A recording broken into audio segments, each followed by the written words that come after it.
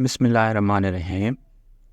9th class biology के बारे में हमने डिस्कस करना है। चैप्टर नंबर 1 है इंट्रोडक्शन टू द बायोलॉजी और टॉपिक है हमारे पास द लेवल्स ऑफ ऑर्गेनाइजेशंस के लेवल्स के बारे में हमने डिस्कस करना है कि हमने जानदारों को स्टडी करने के लिए उनको किन किन लेवल्स के अंदर डिवाइड किया हुआ है।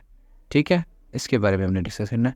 पहले मैं आपको ओवरव्यू दे देता हूँ कि लेवल ऑफ ऑर्गेनाइजेशंस कौन कौन से हैं और कितने हैं, जिनके बारे में हमने इस टॉपिक के अंदर डिस्कस करना है। सबसे पहले हमारे पास आ जाता है एटॉमिक एंड सब एटॉमिक लेवल। एटॉमिक और सब एटॉमिक लेवल के अंदर हम एटम के बारे में बात करेंगे और एटम के अंदर मौजूद जो सब एटॉमिक पार्टिकल्स हैं उनके बारे में डिस्कस करेंगे। उसके बाद आ जाता है हमारे पास मॉलिक्यूलर लेवल। एटम्स मिलकर मॉलिक्यूल बनाते हैं, मॉलिक्यूलर लेवल के बारे में डिस्कस करना है इन डिटेल हमने। उसके बाद आ जाता है हमारे पास organelle and cell level.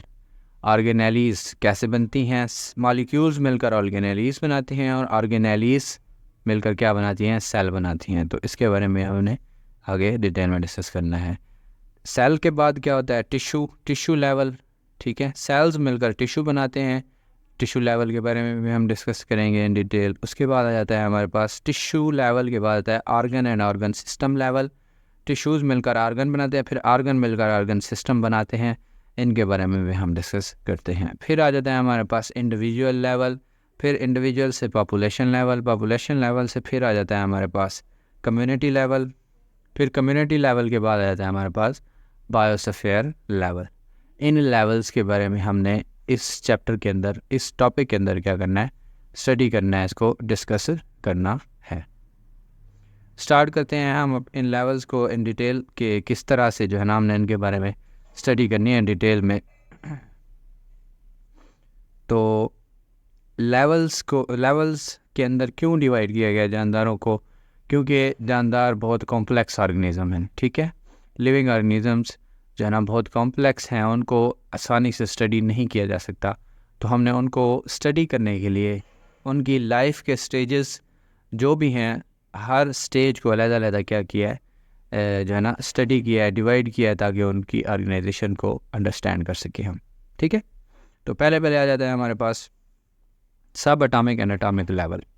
Subatomic और एटॉमिक लेवल की अगर हम बात करें तो हम कहते हैं all matters are made up of elements और each element contain single kind of atom. Matter किसके बने हुए होते हैं, एलिमेंट्स के बने हुए होते हैं, और एलिमेंट्स से मिलकर क्या बनता है, एटम बनता है। ठीक है, एटम अगर हम कहें तो एटम दो वर्ड्स का कॉम्बिनेशन है, एटम ए और Tom. A mean not and tom mean cut. जब एटम की सबसे पहले आइडेंटिफिकेशन हुई थी साइंटिस्टों को, तो उस वक्त ये समझा जाता था कि atom is the smallest particle of an element. एक एलिमेंट का सबसे छोटा ज़र्रा जो है वो क्या होता है, एटम होता है। लेकिन जैसे ही एडवांसमेंट आई साइंस के अंदर, तो हमें पता चला, मज़ीद हमें मालूमात हुई, जब माइक्रोस्कोप की स्टडी हुई, इलेक्ट्रॉन माइक्रोस्कोप की इन्वेंशन हुई, तो उसके बाद हमें पता चला कि atom is not smallest particle, it also contains some other smaller particles like electrons, protons, neutrons, positrons. ठीक है, तो बहुत सारे और भी सब एटॉमिक पार्टिकल्स जो हैं वो क्या होते हैं, एटम के अंदर मौजूद होते हैं। उस टाइम जब एटम आइडेंटिफाई हुआ था, तो उसी टाइम हम साइंटिस्ट क्या समझते थे कि इससे छोटा कोई भी पार्टिकल मौजूद नहीं है, इसलिए इसका नाम भी उसी तरह से रखा गया था, a mean not and tom mean cut, यानी कि जिसको मज़ीद ना कट किया जा सकता हो वो एटम कहलाता है। ठीक है, लेकिन फर्दर स्टडीज़ से हमें पता चला कि atom also contain smaller particles.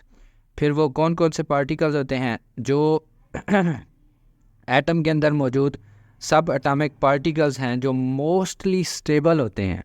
ठीक है, स्टेबल होते हैं सब एटॉमिक पार्टिकल्स, वो 3 किस्म के हैं, इलेक्ट्रॉन्स, प्रोटॉन्स एंड न्यूट्रॉन्स। ये 3 पार्टिकल्स क्या होते हैं, जो है ना वो स्टेबल फॉर्म में पाए जाते हैं।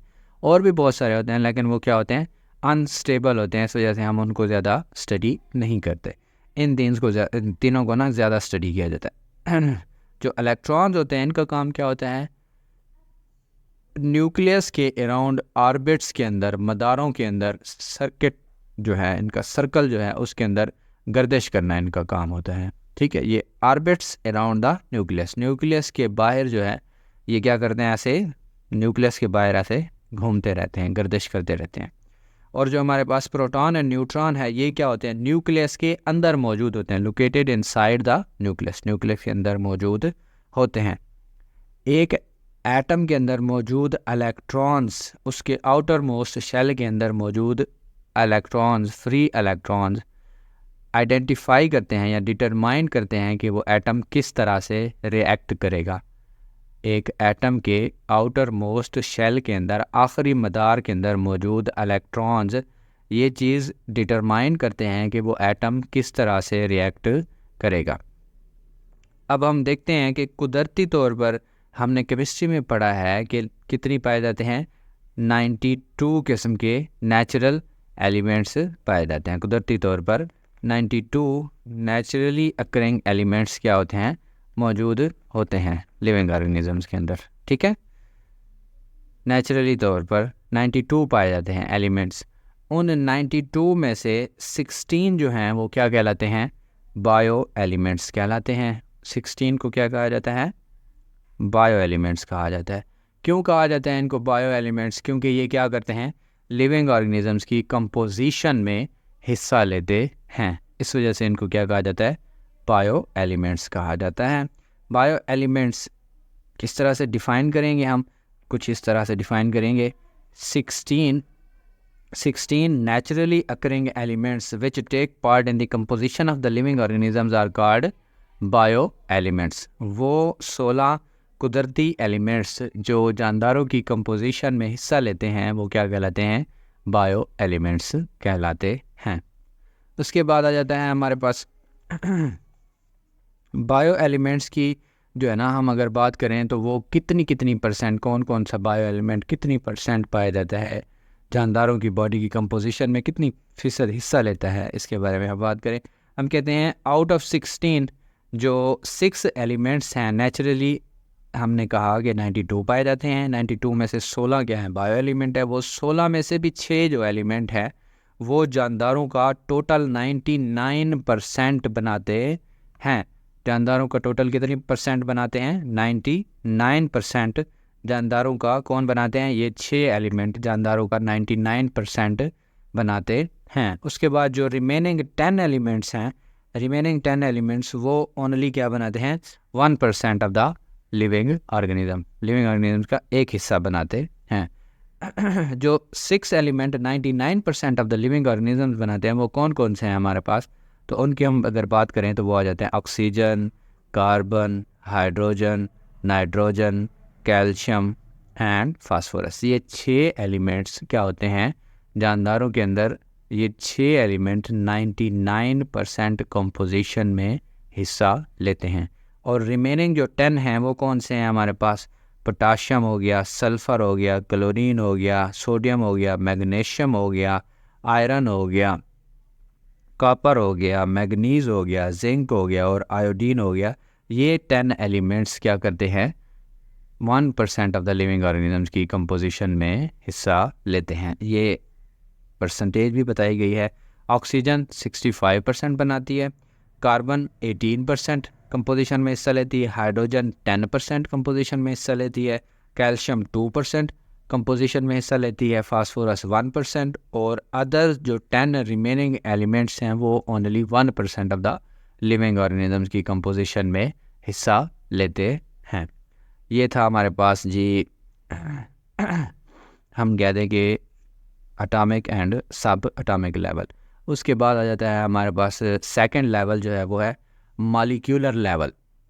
मॉलिक्यूलर लेवल की अगर हम बात करें कि मॉलिक्यूलर लेवल क्या होता है, इसके अंदर पहले मॉलिक्यूल की डेफिनेशन क्या है, मॉलिक्यूल क्या होता है उसके बारे में आपको बताऊं मैं। Molecule is the smallest part of a compound that retain all the properties of that compound. एक मॉलिक्यूल क्या होता है, वो स्मॉलेस्ट हिस्सा होता है कंपाउंड का, वो सबसे छोटा हिस्सा टुकड़ा होता है जिसके अंदर उस कंपाउंड की, जिसका वो हिस्सा है, जिसका वो टुकड़ा है, तमाम खसूसियात मौजूद हों, वो क्या कहलाता है हमारे पास, मॉलिक्यूल कहलाता है। अगर ऑर्गेनिजम्स की अगर हम बात करें तो वो कहता है लिविंग ऑर्गेनिजम्स के अंदर ये जो मालिक्यूल होते हैं यानी कि बायो मालिक्यूल होते हैं वो आइसोलेटेड नहीं पाए जाते। लिविंग ऑर्गेनिजम्स के अंदर हम अगर बात करें तो ये बायो मालिक्यूल्स होते हैं वो आइसोलेटेड फॉर्म में मौजूद नहीं होते, यानी कि अलग-अलग नहीं होते। ये ऐसे नहीं है, एक मालिक्यूल है, 2 मालिक्यूल हैं, 3 मालिक्यूल, इस तरह नहीं पड़े हुए होते। इन मालिक्यूल्स के दरमियान क्या मौजूद होती है? बॉन्डिंग्स होती हैं, इनके दरमियान बॉन्ड बने हुए होते हैं। ये मालिक्यूल एक दूसरे के साथ जुड़े हुए होते हैं। 2 किस्म के बॉन्ड होते हैं इनके दरमियान, आयोनिक बॉन्ड और covalent bond. Molecule isolated form में नहीं पाए जाते लिविंग ऑर्गेनिजम्स के अंदर। इनके अंदर ख़ास किस्म की बॉन्डिंग्स मौजूद होती हैं। वो 2 बॉन्ड हैं, आयोनिक और कोवैलेंट बॉन्ड। आयोनिक बॉन्ड क्या होता है? आयोनिक बॉन्ड की अगर हम बात करें तो हम कहते हैं ionic bond when 2 or more ions come together and held together through the charge difference, ionic bonds are formed. Ionic bonds क्या होते हैं? जब 2 या 2 से ज़्यादा आयन्स एक दूसरे के करीब आते हैं और चार्ज डिफरेंस की वजह से वो एक दूसरे के साथ जुड़ जाते हैं तो वो आयोनिक बॉन्ड बनाते हैं। उसके बाद आता है हमारे पास कोवैलेंट बॉन्ड। कोवैलेंट बॉन्ड क्या होते हैं? जब bond form by the sharing of electrons between 2 atom, 2 एटमों के दरमियान जब एक बॉन्ड बनता है, कब? जब उनके दरमियान शेयरिंग ऑफ इलेक्ट्रॉन होती है तो वो क्या बनाते हैं? हमारे पास कोवैलेंट बॉन्ड बनाते हैं। Molecule form by the ionic और covalent bond are called the bio molecule. वो मालिक्यूल जो आयोनिक और कोवैलेंट बॉन्ड के ज़रिए बने वो बायो मालिक्यूल कहलाते हैं। Organisms are compose of hundreds of different types of the bio molecule. जानदारों के अंदर hundreds of different kind of bio molecule क्या होते हैं? मौजूद होते हैं। 2 मेन टाइप्स जो हैं बायो मालिक्यूल्स की वो ये हैं। एक होता है हमारे पास माइक्रो मालिक्यूल, ठीक है, माइक्रो मालिक्यूल। माइक्रो मीन छोटा एंड मालिक्यूल वो मालिक्यूल जो छोटा हो, ठीक है, वो क्या कहलाता है? माइक्रो मालिक्यूल कहलाता है। Molecule with low molecular weight are called micro molecules. Like glucose, water, इनका मालिक्यूलर वेट जो होता है वो क्या होता है? छोटा होता है, कम होता है, थोड़ा होता है। इस वजह से इनको क्या कहा जाता है? माइक्रो मालिक्यूल्स कहा जाता है। उसके बाद आता है हमारे पास सेकंड जो है वो है मैक्रो मालिक्यूल्स। वो मालिक्यूल्स जिनका मालिक्यूलर वेट क्या हो? ज़्यादा हो, वो क्या कहलाते हैं? मैक्रो मालिक्यूल्स कहलाते हैं। Molecules with high molecular weight are called macro molecules. इनके एग्जांपल क्या है हमारे पास? Starch, proteins and lipids are the example of the macro molecule. ये था हमारा आज का topic. Thank you so much. अल्लाह हाफिज़।